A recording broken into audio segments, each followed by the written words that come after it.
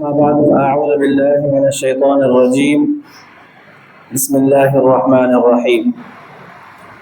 قال رسول الله صلى الله عليه وسلم: أنا مدينة العلم وعلي بابها، أو كما قال رسول الله صلى الله عليه وسلم. درود شريف پڑھو. اللهم صل على سيدنا وسندنا وحبيبنا ومولانا محمد النبي الأمي وعلى آله وبارك وسلم عليه بعدد كل معلوم لك دائما أبدا. जीअं त रमज़ान मुबारक जो आख़िरी अशरो शुरू आहे. अॼु 21 तारीख़ 21 रोज़ो आहे. इन 21 तारीख़ जे निस्बत सां हज़रत अली उल मुर्तज़ा रज़ी अल्लाह ताला अन्हु जे शहादत जो अॼु ॾींहुं बि आहे. हज़रत अली उल मुर्तज़ा रज़ी अल्लाह ताला अन्हु हुज़ूर अलैहिस्सलातु वस्सलाम जन जो जानशीन चौथे नंबर जो ख़लीफ़ो आहे ऐं हुज़ूर अलैहिस्सलातु वस्सलाम जन जो रिश्ते में सौट ऐं न्याणो बि आहे.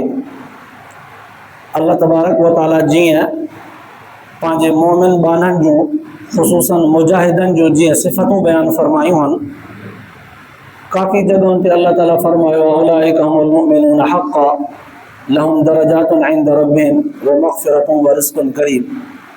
मोमिननि जूं सिफ़तूं बयानु कंदे कंदे अल्लाह ताला फ़रमायो आहे इहे मोमिन पका आहिनि, उन्हनि जा अल्लाह तबारक व ताला वटि दरजात बि आहिनि ऐं जे शहीद थी विया त अल्लाह ताला वटां उहे रिज़्क़ बि खाइनि था. पोइ अल्लाह से फ़रमायो वलाकिन ला तशऊरून, पर उन्हनि जी शहादत वरी रिज़्क़ खाइणु इहो फ़लसफ़ो असांजो छुपियल आहे, तव्हां सम्झी कोन था सघो. लिहाज़ा इन उनवान सां अॼु दिलि घुरियो त हज़रत अली उल मुर्तज़ा रज़ी अल्लाह ताला अन्हु जे शहादत जो कुझु मुख़्तसरन ख़ाको पेश कजे. हज़रत अली साईं रज़ी अल्लाह ताला अन्हु खे जीअं ख़िलाफ़त मिली, हज़रत उस्मान साईं रज़ी अल्लाह ताला अन्हु जे शहादत खां पोइ उन वक़्ति हुकूमत जे ख़िलाफ़ इस्लामी क़ानून जे ख़िलाफ़ हालात ख़राब हुआ.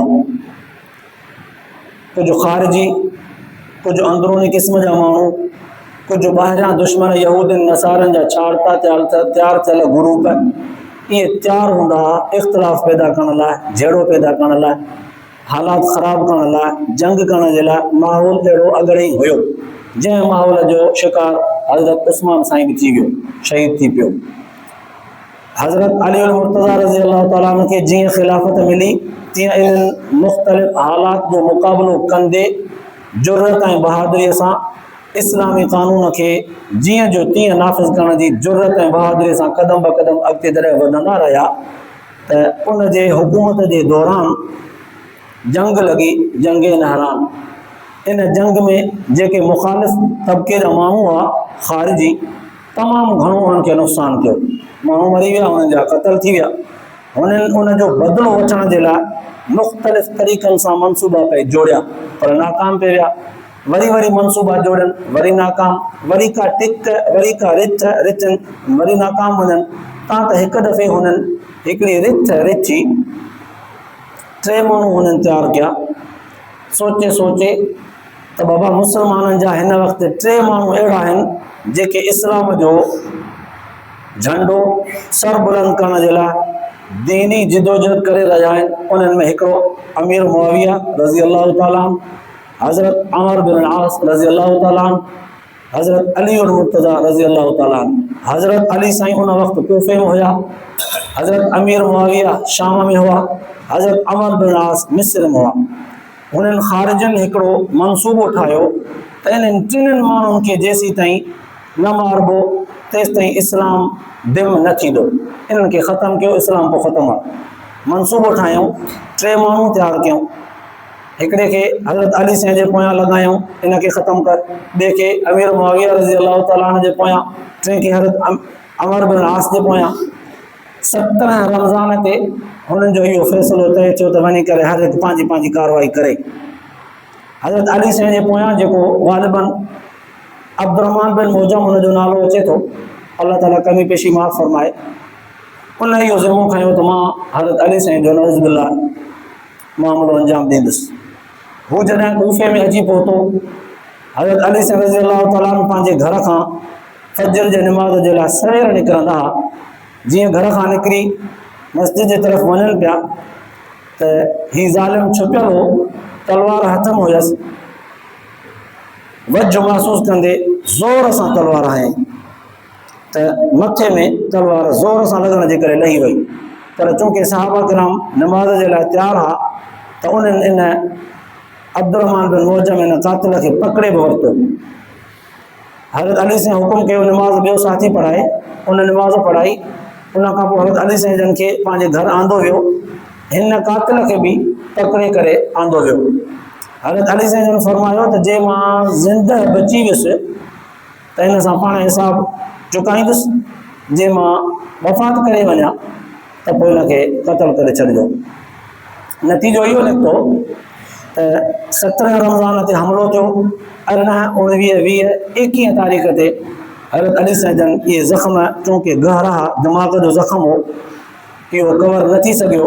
हज़रत अली सां जन शहीद थी विया।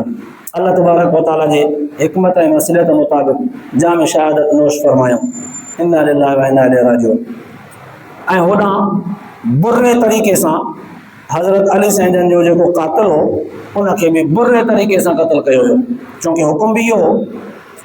हाणे हिन मुख़्तसिर वाक़िए खे पेश करण जो मक़सदु सिर्फ़ु इहो न आहे त हिकिड़ी तारीख़ पेश कजे, पोइ उन तारीख़ी मालूमात हासिल करण खां पोइ हिकिड़ो चटपटी लज़ीज़, हिकिड़ो लज़त वारो मज़ो हासिल कजे बसि। न, इहो ज़हन रखणु ज़रूरी आहे त इस्लामी ज़िंदगी गुज़ारण जे लाइ जेको जिदोजहद कंदो, इस्लामी ज़िंदगी गुज़ारींदे अल्लाह ऐं अल्लाह जे रसूल सहाबा किराम जे नक्शे क़दम ते हलंदे जेको मज़बूत थी करे बीहंदो, दुश्मन उनखे न सहंदो।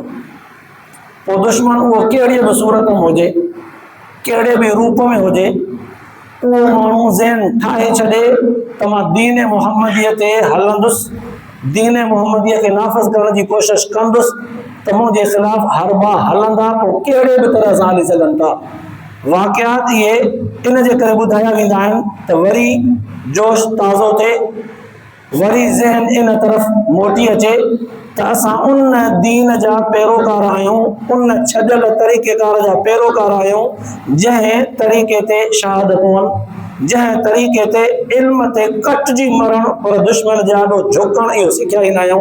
इहे शयूं असांखे अपनाइणियूं आहिनि, इहे दोहिराइणियूं आहिनि, इन ॻाल्हि ते क़ाइमु रहणो आहे। दीन तॾहिं बचंदो जॾहिं दीन जे ख़ातिर क़ुर्बानियूं बि ॾिबियूं। पोइ उन दौर जा सहाबी सॻोरा, उन्हनि खां पोइ ताबई तबो ताबई पंहिंजे पंहिंजे दौर ते, पंहिंजे पंहिंजे ज़माने में दीन खे बचाइण लाइ क़ुर्बानियूं ॾींदा आया। तव्हां असांजे मथां जेके क़ुर्बानियूं वक़्त ऐं हालात जे तक़ाज़े सां ईंदियूं असांखे ॾियणियूं पवंदियूं, तॾहिं असांजो दीन बचंदो। जे असां क़ुर्बानी ॾियण जे लाइ ईअं सुस्त रहियासीं जीअं असांजी हीअ हालत आहे, त पोइ सच पच दीन असांजे विच मां निकिरी वेंदो, दुनियादारी बाक़ी बचंदी। जॾहिं त दुनियादारी हिकु बेवफ़ा शइ आहे, दीन बावफ़ा शइ आहे। दीन ते माण्हू जेतिरो हलंदो ओतिरो अल्लाह तबारक व तआला उन जो दर्जो बि बुलंद कंदो, आख़िरत में बि अल्लाह ताला उन जो हामी ऐं नासिर रहंदो। त दीन ते हलण जे लाइ सहाबा किराम जो इत्तिबा ज़रूरी आहे। दीन ते हलण जे लाइ सहाबा किराम जी तारीख़ ऐं हक़ीक़ी मालूमात रखणु ज़रूरी आहे। दीन ते हलण जे लाइ हदीस पाक सोने रसूल सल्लल्लाहु अलैहि वसल्लम जन जे हदीस जो इल्मु रखणु ज़रूरी आहे। क़ुरान पाक जो इल्मु रखणु ज़रूरी आहे। क़ुरान ऐं हदीस जो इल्मु सहाबा किराम खां सवाइ ॿिए रस्ते खां मिली ई नथो सघे। सहाबा किराम जी अज़मत तव्हां असांजे दिलनि में जेसि ताईं न हूंदी, उन्हनि वारो जोश ऐं जज़्बो तरीक़ो जेसि ताईं न हूंदो, तेसि ताईं तव्हां असांजो दीन बि महफ़ूज़ न रहंदो। अल्लाह ताला तव्हां असांखे बि इन तरीक़े ते मज़बूत ऐं महफ़ूज़ रखे। अल्लाह ताला तव्हां असांजे ॿुधण ॿुधाइण खे क़बूल मंज़ूर फरमाए, आख़िरत जे लाइ निजात जो ज़रियो बनाए। आख़िर दावाना